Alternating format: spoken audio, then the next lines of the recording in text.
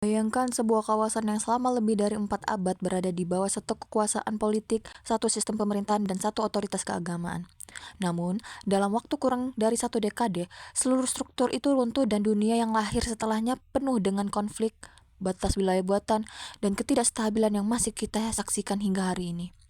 Inilah kisah kejatuhan Kekhalifahan Utsmaniyah dan mengapa peristiwa ini secara fundamental mengubah peta politik Timur Tengah.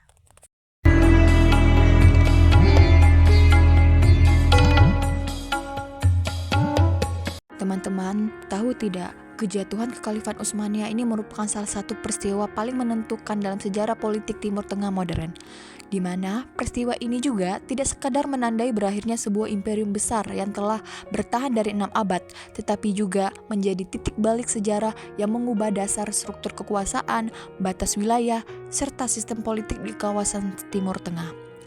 Untuk memahami mengapa kejatuhan Kekhalifahan Utsmaniyah begitu besar pengaruhnya, kita perlu melihat dari latar belakang historis kekhalifahan ini, peran sentral di Timur Tengah, serta kondisi kawasan sebelum dan selama proses keruntuhannya.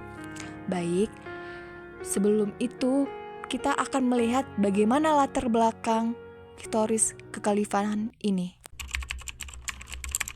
Kekhalifahan Utsmaniyah berdiri pada akhir abad ke-13 sekitar tahun 1299 ketika Osman I mendirikan sebuah kekuasaan kecil di wilayah Anatolia yang saat itu berada di perbatasan dunia Islam dan Kekaisaran Bizantium. Pada tahap awal, Utsmaniyah hanyalah sebuah belik kecil, namun melalui ekspansi militer yang konsisten, diplomasi politik yang cermat, serta legitimasi keagamaan sebagai pembela Islam, kekuasaan ini berkembang menjadi sebuah imperium besar.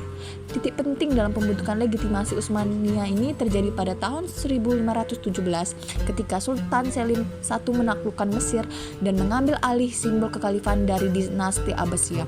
Sejak saat itu, Sultan Utsmaniyah tidak hanya berperan sebagai penguasa politik, tetapi juga sebagai kekhalifahan umat Islam Sunni yang memiliki otoritas religius dan simbolik atas wilayah Islam yang luas. Pada masa kejayaannya, terutama pada abad ke-16 di bawah pemerintah Sultan Sulaiman Al-Kanuni, Kekhalifahan Utsmaniyah menguasai wilayah yang membentang dari Anatolia dan bahkan hingga Afrika Utara dan sebagian besar Timur Tengah. Wilayah-wilayah Arab seperti Suriah, Palestina, Irak, Hijaz, dan Yaman tidak berdiri sebagai entitas politik yang terpisah, melainkan menjadi bagian integral dari satu sistem kekuasaan imperium.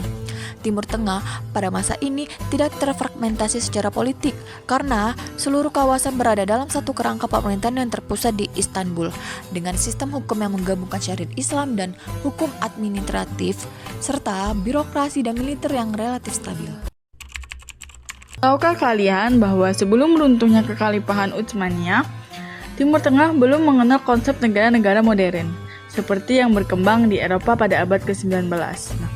Wilayah Arab sendiri itu dikelola dalam bentuk provinsi, sanjak, dan distrik administratif.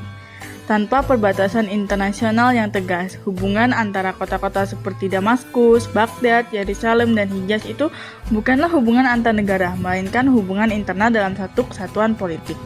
Untuk identitas politiknya sendiri, yaitu masyarakat itu didasarkan pada kesetiaan pada sultan atau khalifah, agama, serta komunitas lokal. Sejarawan Timur Tengah Eugen L. Rogan menjelaskan bahwa masyarakat Arab memang memiliki pengalaman administratif di bawah Utsmaniyah, tetapi tidak memiliki pengalaman sebagai negara berdaulat dalam sistem internasional modern. Jadi, Kekhalifahan Utsmaniyah itu mengalami kemunduran pada abad ke-18 dan abad ke-19. Nah, dari sisi internal itu ada kekalahan militer dari negara-negara Eropa, stagnasi teknologi, serta ketergantungan ekonomi terhadap Barat melemahkan fondasi imperium. Salah satu faktor pentingnya adalah penerapan kapitulasi asing, yaitu perjanjian yang memberikan hak istimewa hukum dan ekonomi kepada negara-negara Eropa.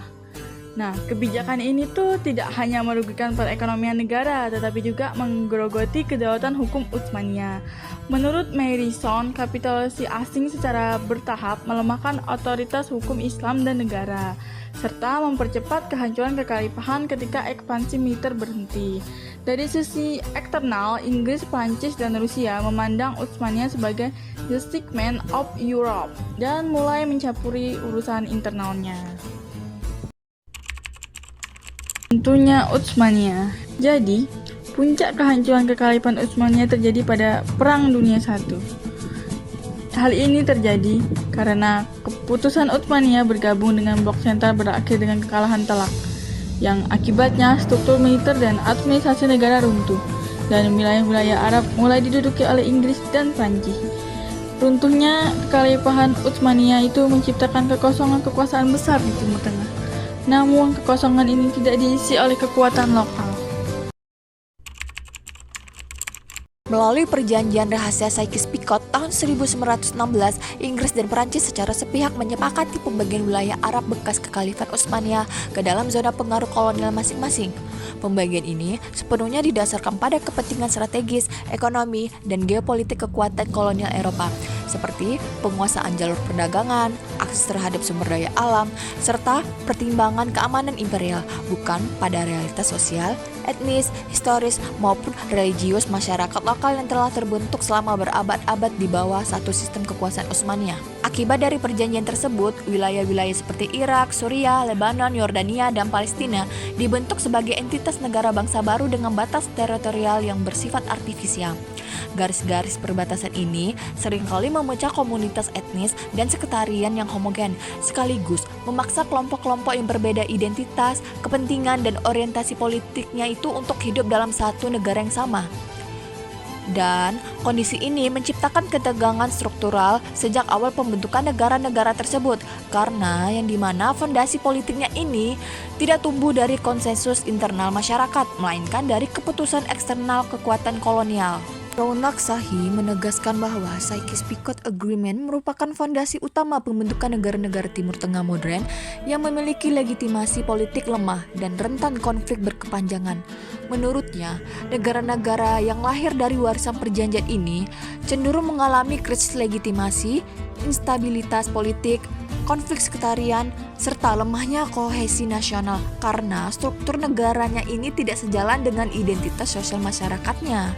Dalam jangka panjang, warisan Sykes-Picot ini turut berkontribusi pada berulangnya konflik internal dan intervensi eksternal di Timur Tengah yang menjadikan kawasan ini sebagai salah satu wilayah dengan tingkat ketidakstabilan politik tertinggi di dunia hingga saat ini.